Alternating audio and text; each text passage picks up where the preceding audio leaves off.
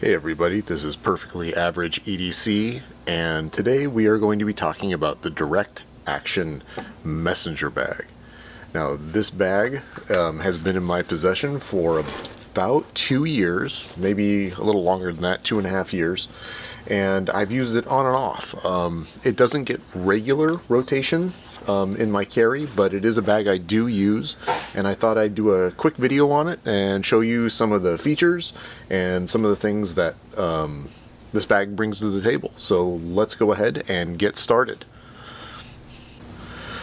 Alright, so first off, this bag cost me, I think at the time of purchase, about $100 from the Direct Action website.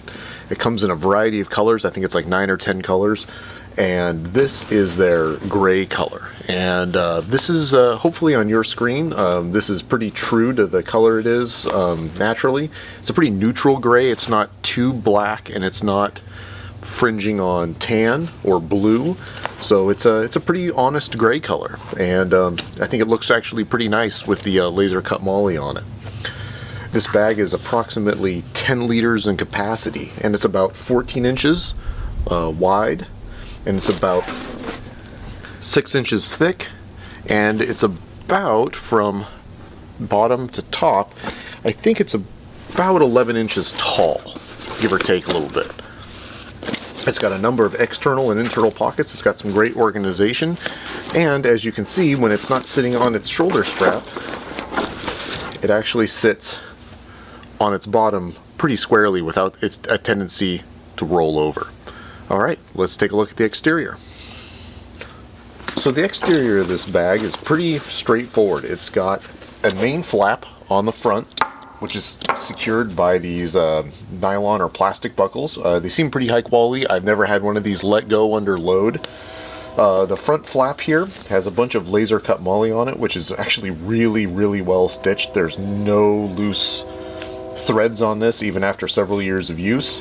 It does have a square on it here that also has laser etched moly straps on it with the Velcro, and so you can put a Velcro patch on here. It's actually pretty large, so you can actually fit fairly large ones on the front here, as well as a front pouch right here that you can fit items in. Usually I put like something quick I need to access, like if I'm traveling, like documentation or headphones, anything I need to get to quick. On this side, it does have a water bottle pocket that is not large enough for an Nalgene, but you can fit some of the smaller Hydro Flasks and Liberty bottles, things of that nature can fit in here pretty well. The bag did come with a little tiny bottle retention Velcro strap that came on here. Over the course of 2 years, I've lost it. It's not big enough to retain a bottle at all. You'd have to fabricate one of your own, so I just ended up ditching it. There is Velcro on the inside of the water bottle pouch, as well on the outside right here if you fabricate your own. I guess we should point out here, the shoulder strap on this bag does have quick release buckles on it. The strap itself goes all the way around the bag on both sides, so it's actually really well secured. The strap itself has a really nice rubberized pad on it that is not falling apart. It seems to be really well made. The fabric of the strapping is really flexible. This is a really nice shoulder strap. The back has 2 D-rings on either side for a stabilization strap, and it does have a pocket back here big enough for a standard 9.7 inch iPad or a tablet of some sort similar to that size.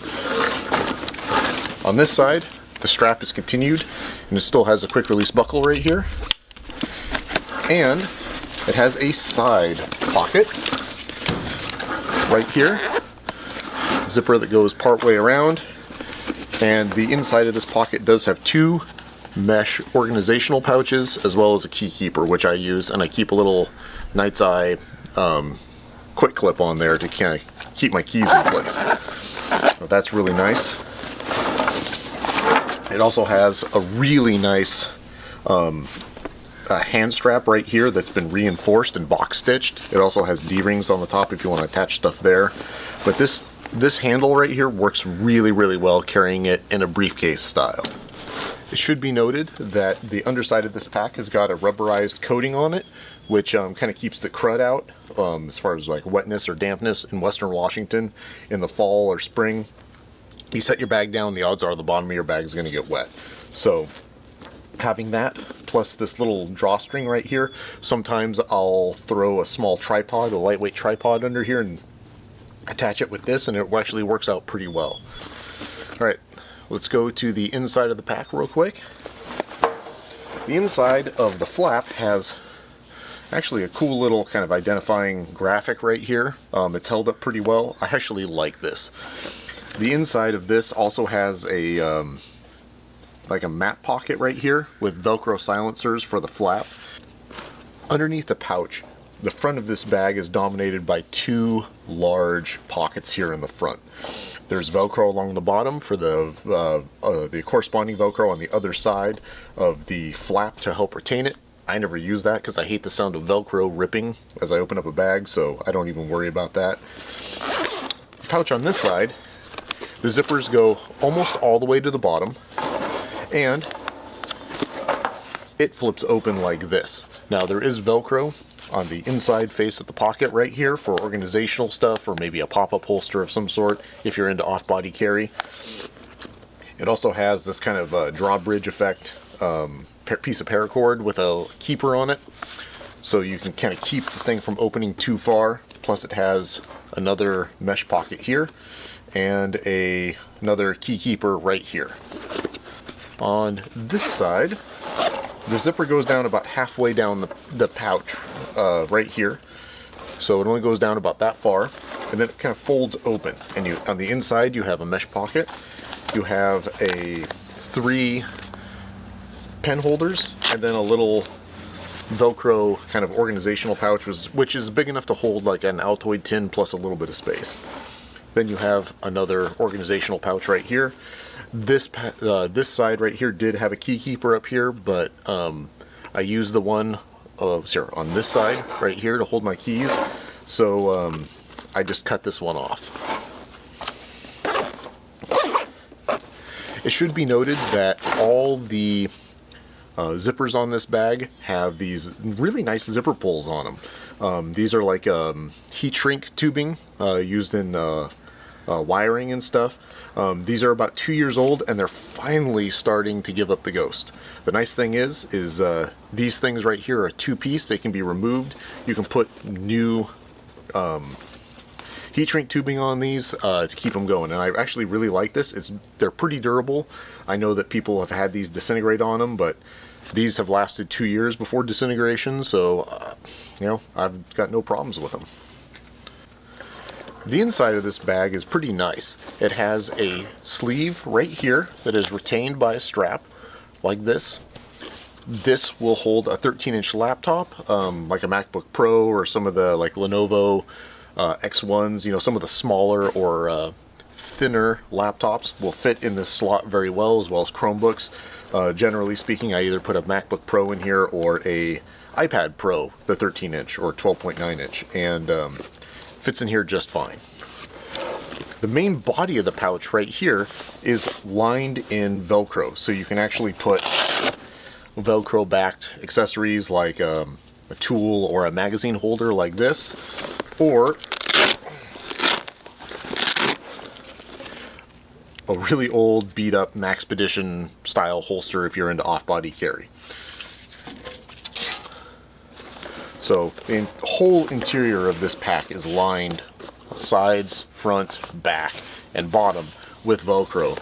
And then the pocket here is also lined in kind of a treacle or a soft touch kind of material there. So this doesn't scratch any of your gear, and this you can kind of make modular. And you can actually hold a decent amount of gear in here. If you're wandering around a town, out sightseeing or whatever, and you still want to keep all your normal stuff with you, this bag has got plenty of space to put whatever you have, plus maybe carry a couple of small things if you do some shopping. So that's actually really, really nice. There's actually only one thing about this bag that I actually dislike. And I know in my Osprey review, I mentioned that the thing I didn't like about that was the lack of an internal document access zipper back here. But if you plan your stuff out right, you can just use the back pocket back here, which is really nice. So that's actually not a knock on this bag for me. The knock on this bag for me, the only one actually, is the way that the edges of the flap cover the internal body of the pack. So you can see here that it's got kind of this box stitch on the corner that covers the edge of the internal pouch right here. And this will go up and kind of keep everything attached, so that way you don't get a lot of water or dust or anything like that getting up into the pack from this side, which is actually a really nice little design. However, if you're getting in and out of your pack a lot, you'll notice on this side, you see how the box stitch really kind of doesn't really cover, and you have a little opening right here. Most of the time when you close this pack, you'll end up with something that looks like this, which is open there. So you have to kind of keep an eye on this pack and kind of, if you're kind of a weirdo like me, tuck the edge of the flap down around the top edge of the main compartment like this. So that way it's fully protected, and your interior stuff, you're not going to get as much sand or dust or just crud or falling leaves or whatever it is you're doing. You won't get them inside the main body of this pack. So that's my only real complaint about this pack, is the way that these edges are designed. I think Timbuk2, with the way that the edges of the pack kind of fold in or tuck in, I think is a better design. Although this isn't bad, this is my only negative thing that I don't like about this pack. Overall, for the price of this, which is right around $100 depending on the color option that you select, this is a fantastic bag if you're into kind of the more tactical kind of look and feel. I like the laser cut MOLLE. Is kind of visually, while being very interesting, it's not as noticeable, I think, as your standard MOLLE straps that are stitched across the front.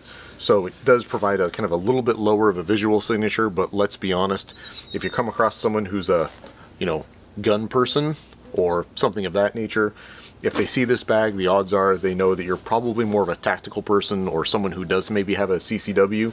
So, there is that as far as your, standing out in a crowd. If people know what they're looking for, they'll know that there's probably some pretty nice stuff in here. That being said, personally, for myself, I've kind of transitioned away from bags like this. I also have a direct action dust, and while these bags are absolutely fantastic, the build quality is great, super durable, just really nice features on them. They're really, actually, for the price, they're almost unbeatable as far as quality goes. This is just not the sort of bag I use that much anymore, because I don't want to have that tactical visual signature in my day-to-day use. So I've kind of gotten away from that. But that being said, if that's your sort of thing, this bag is absolutely fantastic. And I don't think that if the features that you've seen here, if they fit the bill for you, there's no reason why you wouldn't want to buy one of these over a 511 bag or a LA Police gear or a Maxpedition. I would buy one of these, any one of the direct action bags, over a Maxpedition bag in a heartbeat. And I do have a couple of Maxpedition bags which I will be reviewing in the future. Thanks for joining me. I appreciate all your likes and comments and subscribes. It really helps me grow this channel. Hopefully at some point I'll be able to actually spend some more time on video production and kind of raising the bar of my video production on these reviews, because I actually really enjoy making them, even if they're a little disjointed. So anyway, thanks for joining me, and I'll talk to you guys all next time. Malama Pono.